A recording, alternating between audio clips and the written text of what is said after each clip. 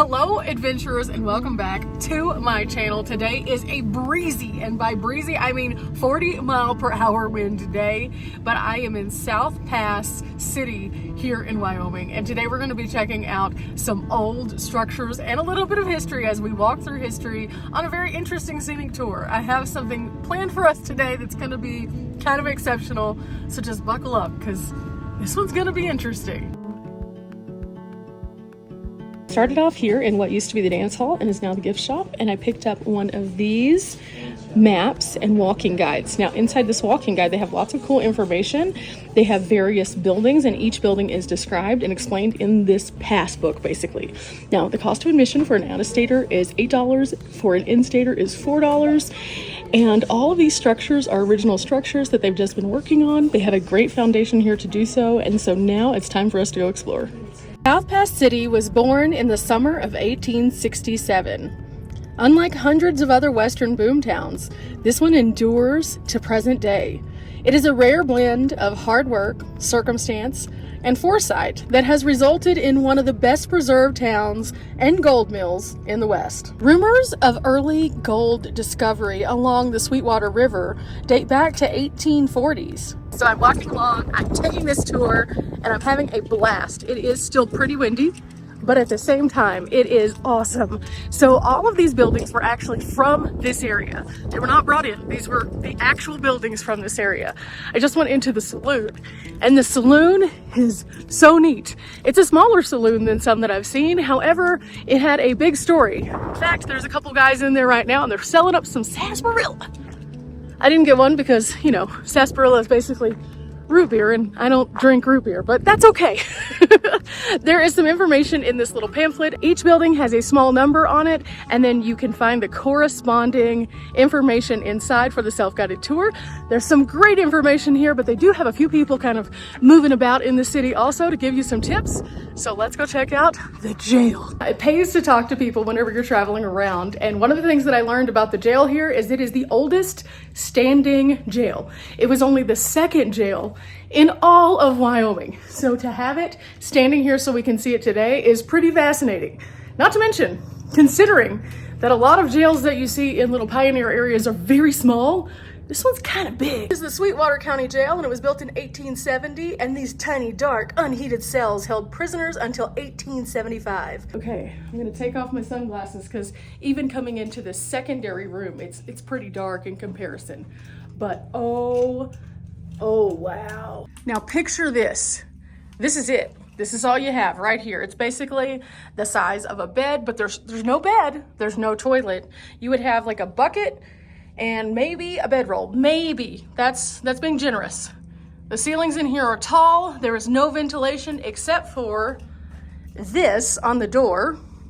And as you can imagine, it gets pretty warm, so you're just basically roasting in here. Now overall there are 4 cells in here individually, and then there's this secondary room, which I'm not sure how this was used exactly. Maybe it was also used as a holding room considering it has bars on the windows.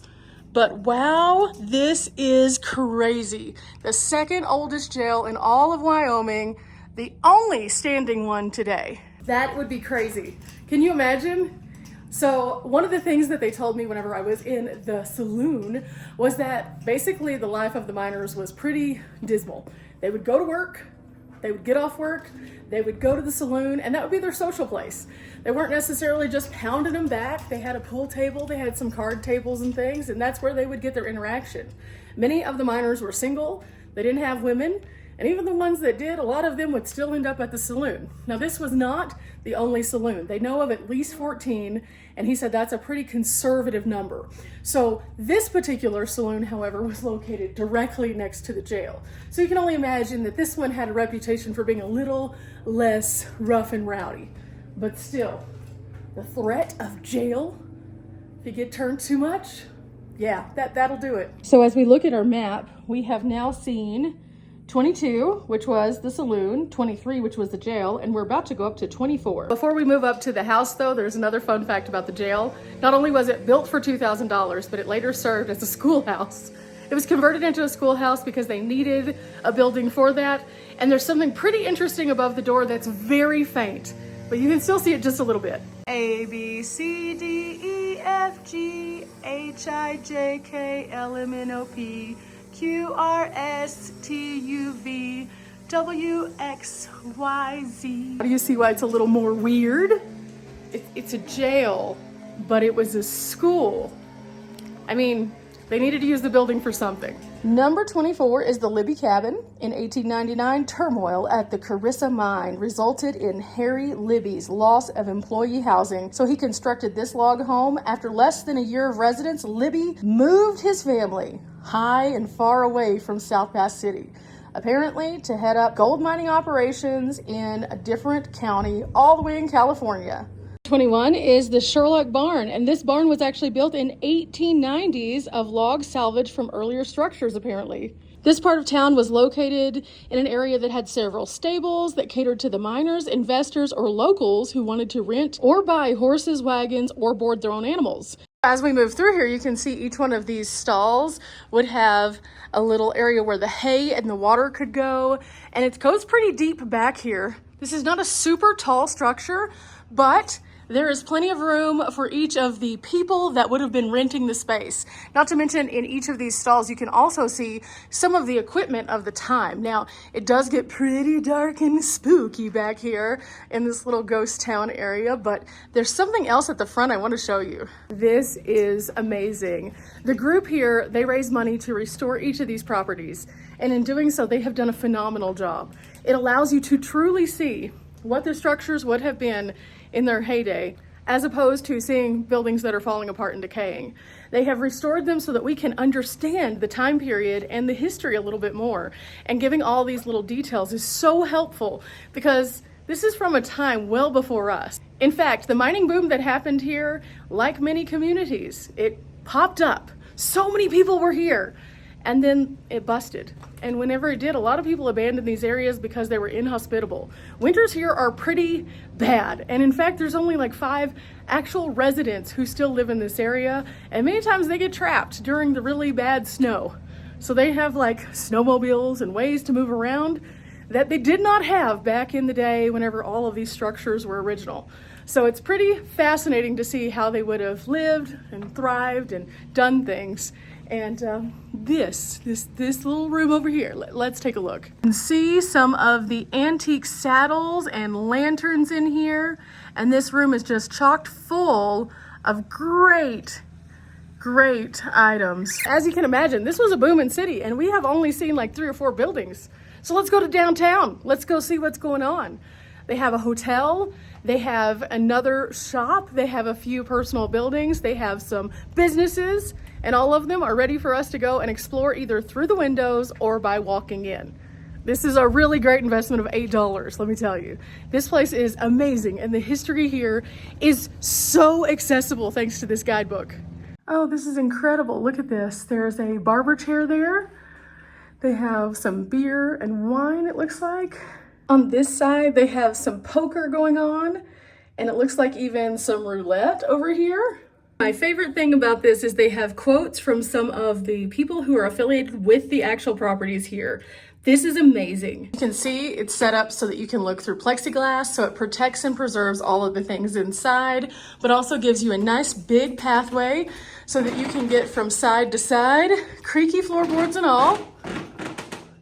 It's really nostalgic, and it is amazing to see like everything from the little lamp on the wall that would have been like an oil lamp to the potbelly stoves that they have, and everything in between. You can even see a famous boxer over there, and oh, hi guys, that's me. This is incredible. The preservation is amazing. They've used modern touches to bring it to life for us so that we can come in here and safely recreate. However, they have kept as much of it intact as possible, and that is exceptional. But this is only, again, the beginning. There's so much more. Currently standing in the South Pass Hotel and Restaurant. It opened in 1868 and was the finest of several hotels in town. It was bought in 1873 by Janet Sherlock, a widowed mother of 5. Apparently her quarters were on the first floor and then the guest rooms were upstairs. So they could check in here and you could see the desk and then also where they could receive mail. And this would be the dining area. You can see there was a piano, there were china cabinets, there was a larger table and smaller ones as well. No one had central heat or air back then. Everyone had these large stoves and you can see a chair for someone to read a book there. And you just kind of weave through these different rooms, and in each room you see something a little bit interesting and different, including these cases that have some of the things that might have been featured in this hotel at the time. In this room you can see a game board, another piano, a sewing machine, and yet another wood-burning fireplace. It's a little harder to see into the room with the glare, but this is what the room on the bottom floor would have looked like. And again, this was the family residence. And this would have been a little bit more of the residents themselves. This room, you'll find portraits on the wall. Those were actually the parents of the widow who took over the hotel. And so you can see the touches that are still here today, including how she might have had it adorned with different kinds of items. So that's very nice. But we can also go upstairs. So we're gonna do that. I will say this, going up these stairs, they're very narrow, much more narrow than the average staircase today. Some of these rooms are much more elaborate. You can see here, this one has a very unique wallpaper. This one is a bit smaller, a few less frills, but you can see the trunk in the back with all of their clothes, some books, some china, some things like that. This one has a fur and a trunk and definitely some ladies' items in here. Another smaller room. You can see these halls are also kind of narrow, but lots of access to all the different rooms. This room has a view out toward the main street. Pretty no frills, but definitely interesting. In fact, each room seems to have its own personality, as do many hotels. So this is very interesting. So as you can see, a lot of love and dedication has gone into this particular project. And in doing so, it's allowed us to kind of get some really good knowledge as to the period and time at which this hotel was around. But again, there's more. There's so much more. Like this one right here, this is actually the pictures of South Pass City.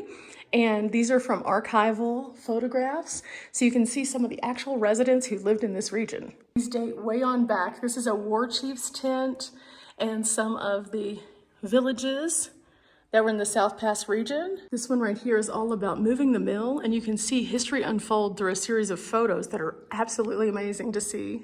And this room is extensive. There are lots and lots of historic photos, interesting stories, photo albums even. Favorite part of this particular gallery is each one of these sections has its own page that tells you a little bit more about the context of the photos. For example, the winter of 1949. I wonder what the blizzard of 1949 was like. Well, there. But look at this, walls upon walls of snow. There's something very haunting about the shadow boxes. At the same time, they look almost happy. In typical pictures, they wouldn't smile, but there's almost a half smile here. There's even an old camera here that was owned by Anna Smith Tibbles. And it says that she caught the shutterbug early in life, and she got her first camera in her late teens. The full bio of her and her excitement for photography right here. It is absolutely fabulous. And again, another building that doesn't disappoint. This one puts a lot of history into context as to the people who were here and also how this community really kind of moved, all the nuts and bolts, all the moving parts, all the gears that grind, and they're all right here. And that's why I absolutely love places like this. You get to see stories like Anna's and other people in this room, and they have done such a wonderful job. They've made sure that it's lit well, that the displays are clear and concise. There's tons of additional reading that you can do even beyond your tour book, and this has definitely been something that has allowed me to see what life was really like here, and through the eyes of the people that were actually living here and their lens. And I think that that's pretty incredible. But there's, again, so many voices echoed throughout this entire gallery. So spend a little bit of time here. You're gonna love it. Now enter into the Blacksmith Shop. This 1915 area structure historically contained coal-fired forged anvil and associated tools to make repairs on wagons, horse-drawn equipment, and other items. Before cars, they had to have a blacksmith. That was one of the most important jobs in town, and a lot of times it was a better paid because it was so, so important. So coming in here, you get to see all the tools of the trade, and I'm wondering if they do demos ever. It looks like they're set up where they could. I don't know if they do though, but check into that if you visit.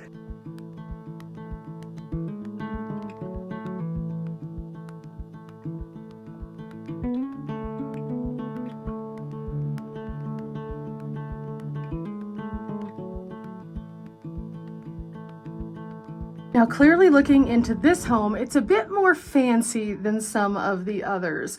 You can see that the finishings here have like crystal and stainless and sterling, and you can see that there are so many interesting things, including a Viewmaster, which would be considered to be quite a novel thing to have. Moving toward what they call the cave, and it's another very dark and dingy looking place.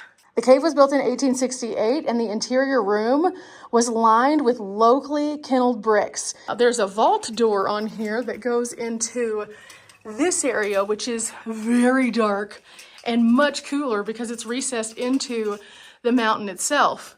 It has a nickname of Fort Bourbon due to the thick walls, and it was also where all of the town's liquor supply was held in barrels that look like this. Home that we just went by and that I said had nicer things, that belonged to the Sherlocks. The Sherlocks also owned this, and they came into ownership of this, and it needless to say, this was an asset, a huge asset in a rough and rowdy town.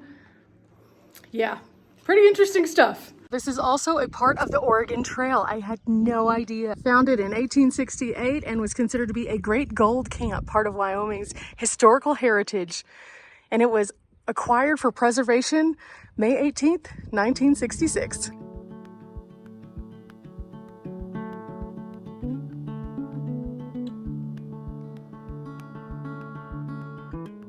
This is number 6, and you can see here that records from the 1860s gold rush show that the first buildings on this lot were the New Orleans Saloon and the Elephant Store. And later, during the first boom, they erected a general store, which is where we're going right now. This probably looks a lot different than it once did. It displays all of the different things that you might have been able to find in this area in a museum style format that is absolutely amazing. Each of these windows tells us something about history. This one, which is focused on prospecting and how the process of prospecting worked here.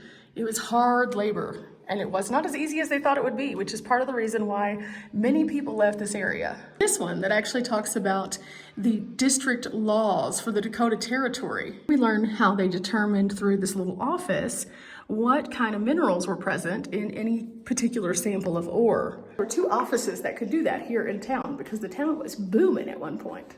We can see what the actual mine looks like, the interior workings through this model. And wow, as we go around, it actually shows us what the process of mining would look like, including how they would use timber structures underground to create strength, and what that might have looked like using candles, just candles, to mine out the mountain.